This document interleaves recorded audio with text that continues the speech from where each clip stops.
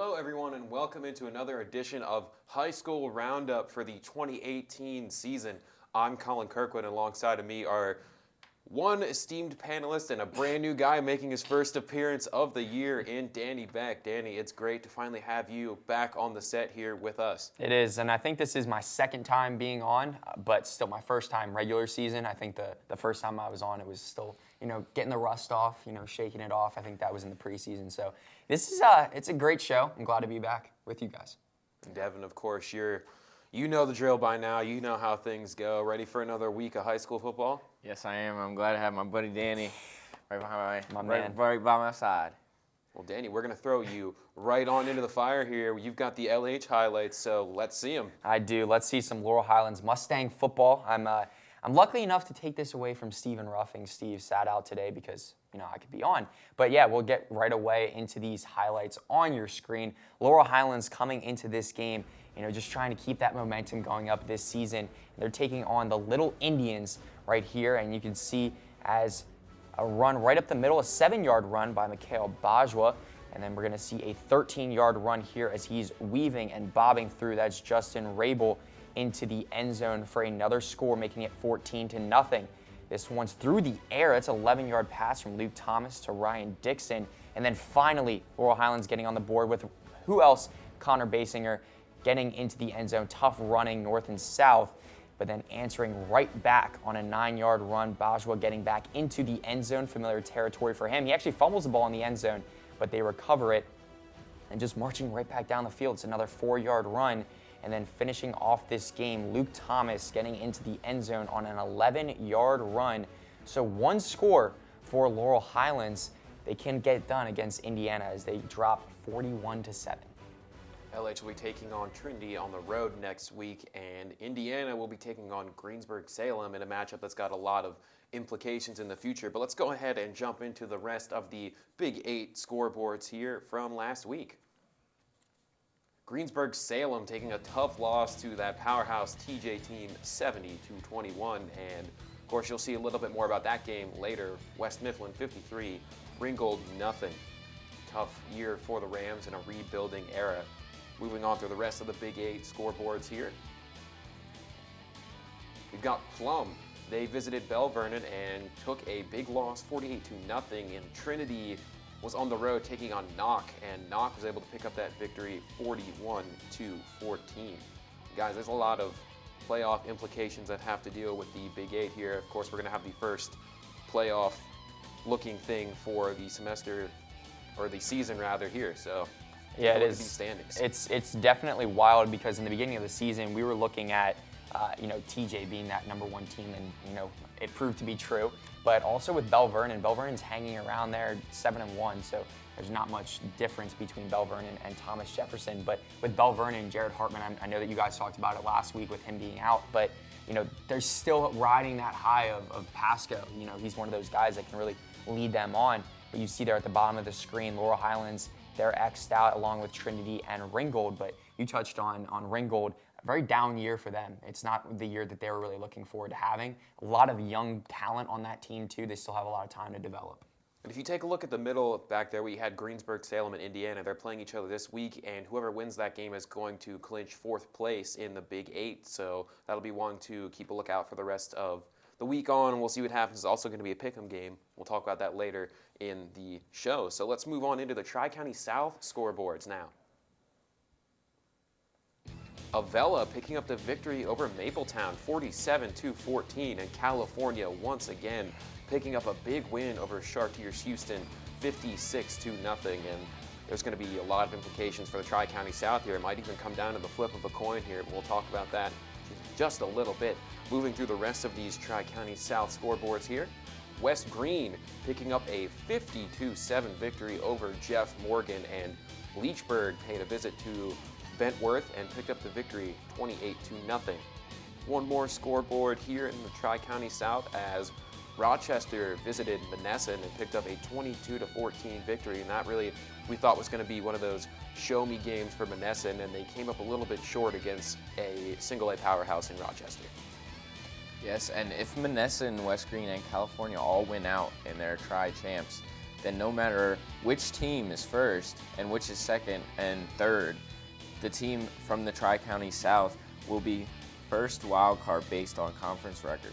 And basically, it's a coin flip for who's first. So yeah, we you will can see see. the Tri-County South standings on your screen here.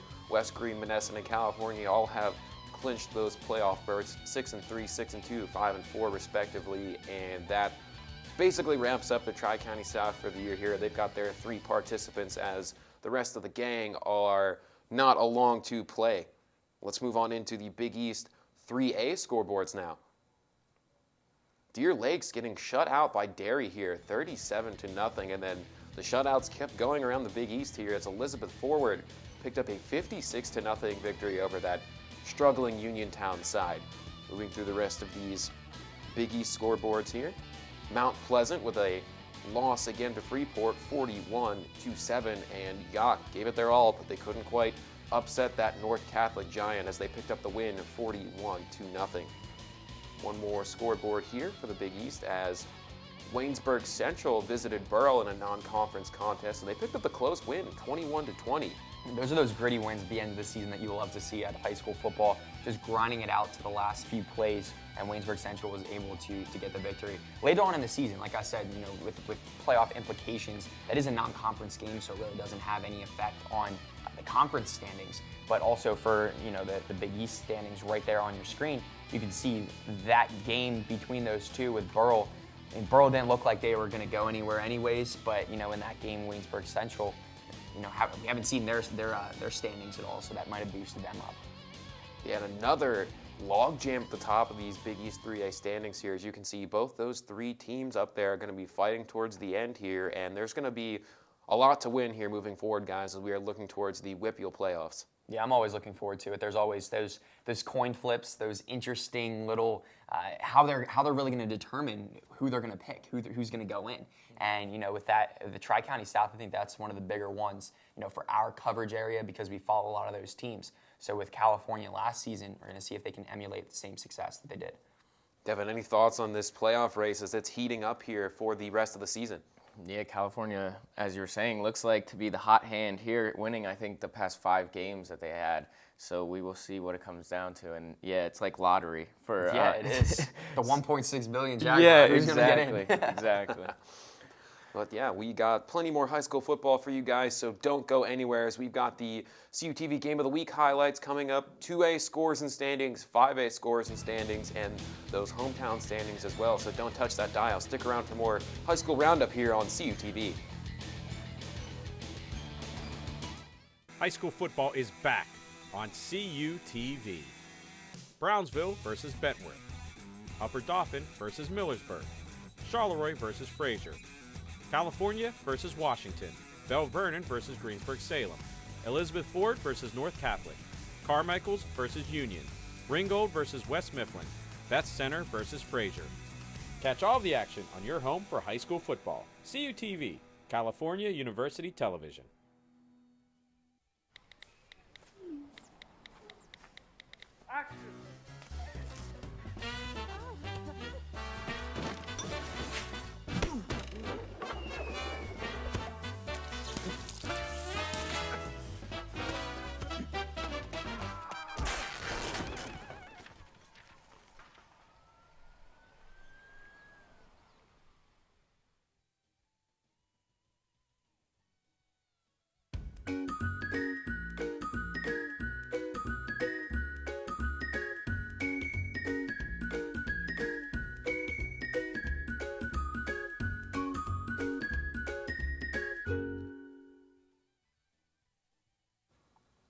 Hello, everybody, and welcome back into High School Roundup here on CUTV. And we've got some more highlights in store for you here as the CUTV Game of the Week highlights. And Devin, you've got those, right? Yes, I do, and it was a nasty one. It was nasty weather and overall bad game for Ringgold because they are on that rebuilding stage, and you like to see a couple upsides, but this game, there wasn't a lot for them. West Mifflin kind of just rolled over them with this one, as you can see in the highlights.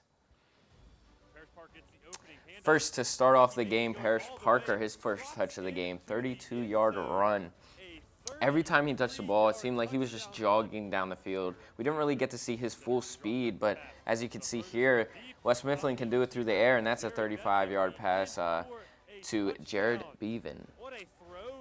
And 14-0 is the score. Ringgold kind of looking promising on this one, and then fumbles the ball here, and the defense picks it up. That is just Sean Schofield, a 16-yard fumble recovery for a touchdown. So right here, again, Parrish Parker, as soon as he hits the outside here, he kind of just starts jogging into the end zone right here. He sees he's past everybody, doesn't want to waste that energy. And they go up 28-0. That is his second of the game. Right here again, Parrish Parker showing that he can spin past and break off defenders in this one, and that is his third touchdown of the game. And I believe this is his fourth touchdown, a 7-yard run straight into the end zone. Literally swag walks straight into the end zone, as we were saying at the game. 41-0 is the score now, and I believe this is where West Mifflin took their starters out, and that is Jacob Davis with a 5-yard run. He's the backup quarterback there for West Mifflin. And right here, the last touchdown, Jeffrey Nichols, 56-yard run, spinning off of a defender straight into the end zone. And West Mifflin kind of rolled over Ringgold with this one. We didn't see a lot of ups for Ringgold in this game, except for a couple highlight pass plays for them. But other than that, it looked like it was West Mifflin's game. Yeah, and honestly, for me at least, being around, seeing these teams every year, year in and year out, this is no different for a West Mifflin team. Their speed, that's something that they practice, that's something that they do on the football field. They were around in special teams quite a few times. We had them on the top 10 plays even later on in the season, but also the blue ribbon play. I believe last year it was one of the guys, I think he plays at Slippery Rock now, but he was on that top 10 board, the blue ribbon plays for quite some time. So this is no different for this West Mifflin team. This year is exactly. Andre Spencer for the blue ribbon. As of now, we don't know yet if it's this week, but last week it was him. This is all the same for West Mifflin now. Yeah. And I'll tell you what, if we don't see that last rush make its way into the top 3 plays here of the week, I'm going to be an upset guy. But nonetheless, let's jump on into these interstate scoreboards here. As you just saw the last Big 8 score from that Ringgold West Mifflin game. And Carmichael's, yikes, 32-8 here, struggling against Fraser in this one. And then, sorry about this one, Gary, 57-0. Charleroi picks up the win over Brownsville, but we got a pretty intriguing matchup coming up through the interstate later on. We'll talk about that here in just a little bit. But Southmoreland putting up quite a few points on Wash High here. Of course, the Prexies get the victory 58-35. And then in a tough out-of-conference matchup here, Avonworth falling to McGuffey. And the last interstate game here, Beth Center and Amani Christian. This was an overtime winner for Beth Center. Really something we weren't expecting. A lot of us picked Amani Christian. Yeah, and I thought in that game, especially Beth Center, there's Dominic Fundy and Bailey Linkoski. I thought that those guys would just dominate in that game. But really, going back a little bit, you're talking about Southmoreland. They've been surprising me the past few games. They, obviously hung with Washington, but these results that are pretty close, games that we really didn't think that we were going to see that much of a margin of victory, and Southmoreland's closing that gap, and that has to bode well for them looking forward. I don't know how many seniors are on that team, but if they return quite a few players, Southmoreland could be one of those sleepers next season. Let's take a look at these interstate conference standings here. Charleroi, McGuffey, and Washington have all captured playoff berths here, and another 4th place battle, which we'll have for you on Friday between Beth Center and Fraser. It's going to be entertaining to say the least, so we'll see what comes out of that. But really, another coming down to the wire here, 7-1, 8-1, 8-1, guys. Yeah, and it's going to be really fun to see Beth Center and Fraser. I know that's going to be your first time seeing that. But yeah, that game put some playoff implications involved with it. It might get a little bit dicey at the end. I know before my freshman year, there was a fight that broke out on the field. There was temper flaring back and forth. So we're going to see that same kind of tug and pull matchup with Beth Center and Fraser, and it's going to be a really good game.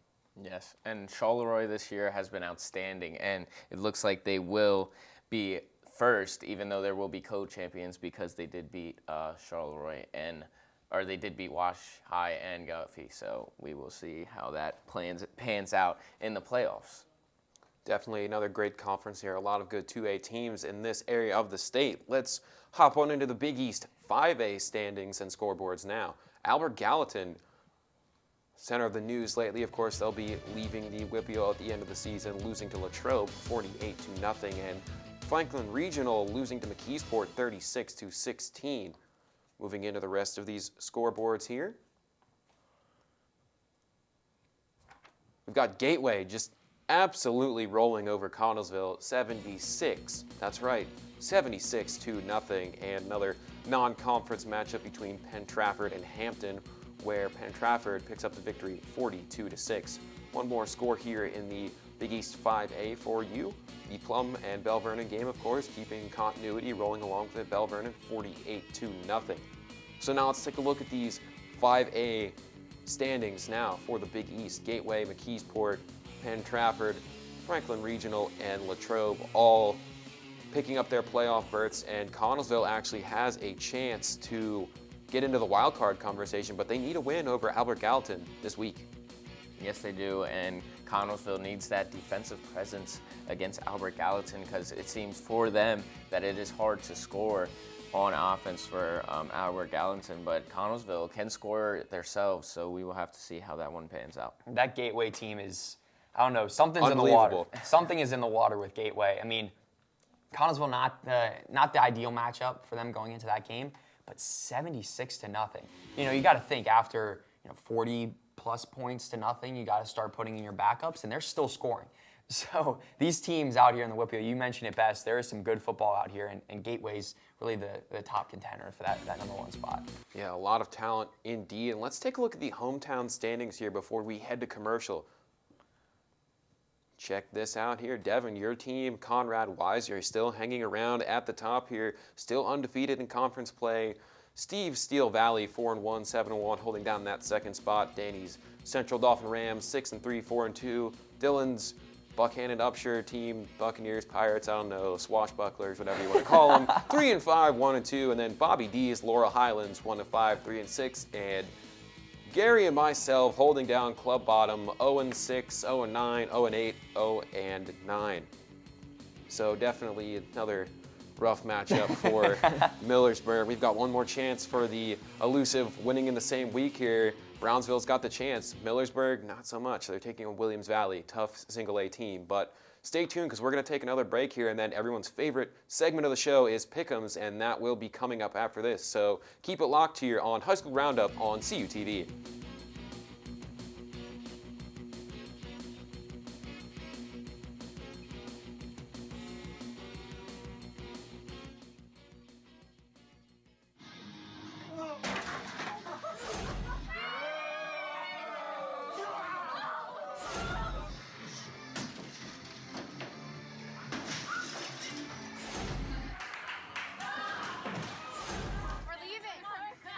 Most party fouls are pretty dumb. But if you decide to drink and drive underage, you could lose your license and your freedom. Underage drinking and driving. The ultimate party foul. Are you a visual storyteller? The Cal Times and CUTV is looking for students with an interest in expanding their skills in photography and videography. We call it visual journalism, and we're here to offer you opportunities to learn how to shoot and edit from a wide range of events at California University of Pennsylvania. Our focus is on local coverage of sports and news events from campus and around the region. We provide on-site training as we help you develop your skills as a visual multimedia storyteller for the Cal Times newspaper and CUTV News Center. To learn more about visual journalism opportunities and join our team, visit our media production facility in the Natali Student Center or email the Cal Times at caltimes@calu.edu.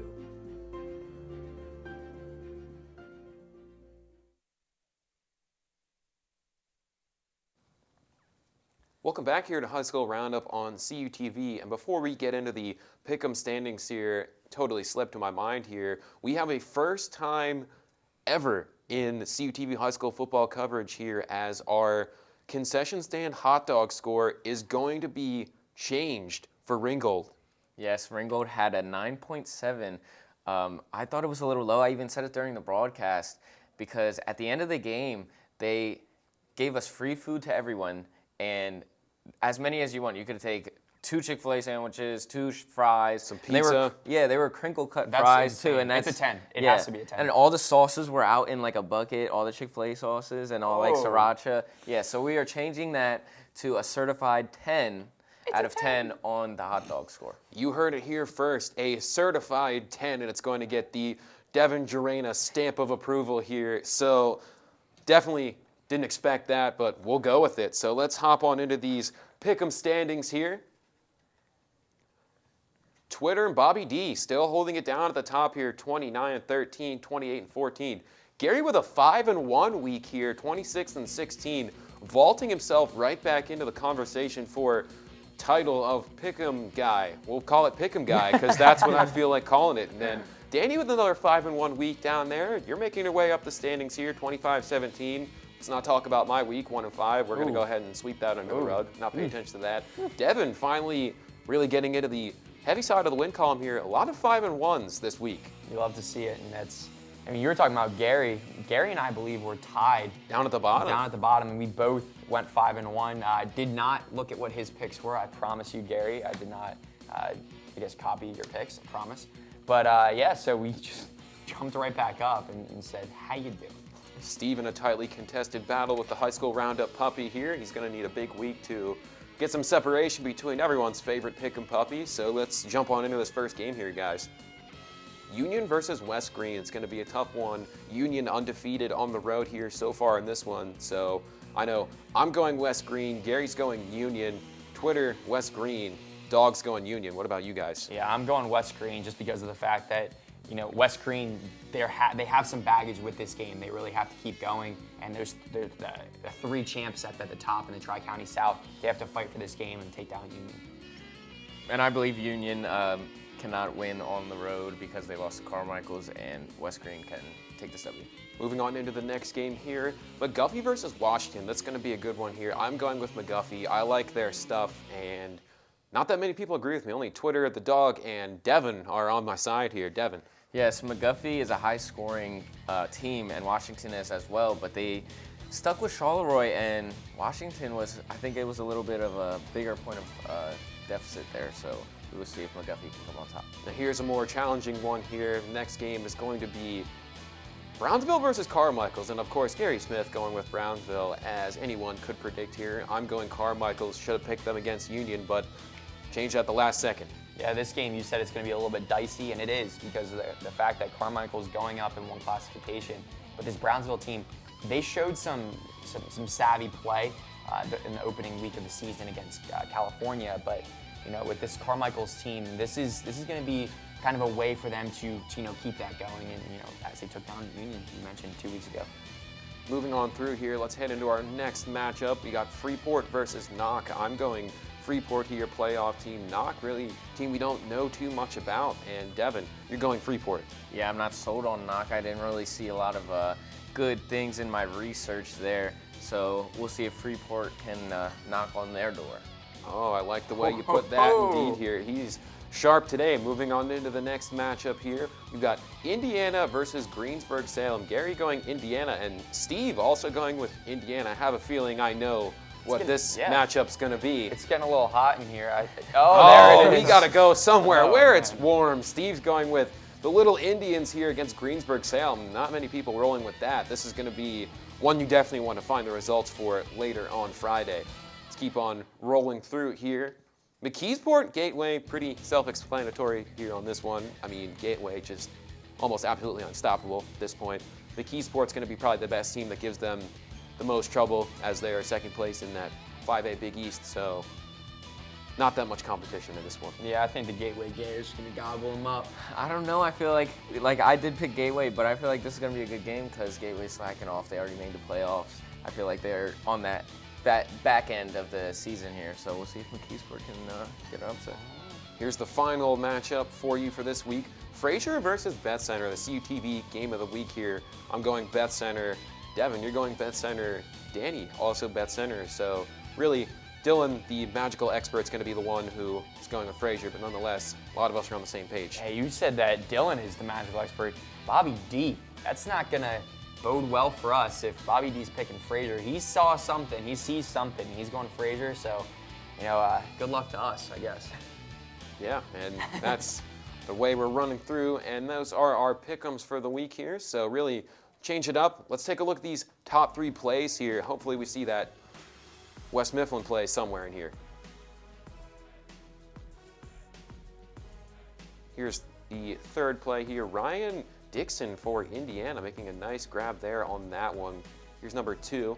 As it is sponsored by Red Dogs, have to say thank you to them. Yet again, Parrish Parker gets to the outside just in the game of the week highlights, and you can see right when he gets down on the outside, just that breakaway speed jogging into the end zone. Another score for the West Mifflin team. Here is number 1, Devin. Yeah, number 1, I believe, yep, it is Jeffrey Nichols, and this is a 56-yard run with 2 broken tackles, a spin move, and taking that bread to the bakery, as we were saying at the game, and we will see if this can take the blue ribbon.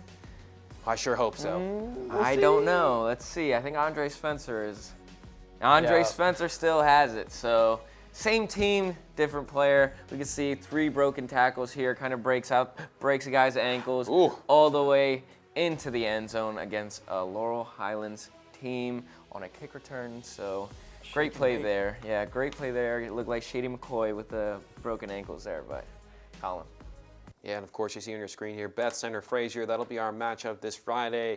Playoff implications on the line, so it is going to be a duel. You guys excited? I'm excited for that. Like I mentioned, hopefully we don't see a fight. Never want to see those, but you like to see those tempers flare later on in the season, and that's a big game. That's game because the 4th spot, I believe, that's what's going to come down to. So, just getting to the playoffs. Devin, any final thoughts for us here? It's going to come down to who wants it more and who's going to be more aggressive for it. So we will see if either Beth Center or Frazier will be more aggressive and who wants to put their heart on line for that spot. And that'll be it here for this edition of High School Roundup. For my co-hosts, Danny Beck and Devin Harena, everybody in the booth, Dalton and Steve on the 1s and 2s back there, and our director, Gary Smith. Just want to thank everybody and make sure you tune into our last CUTV High School Football Game of the Week of the Year on Friday. But until then, thanks for tuning in, everybody.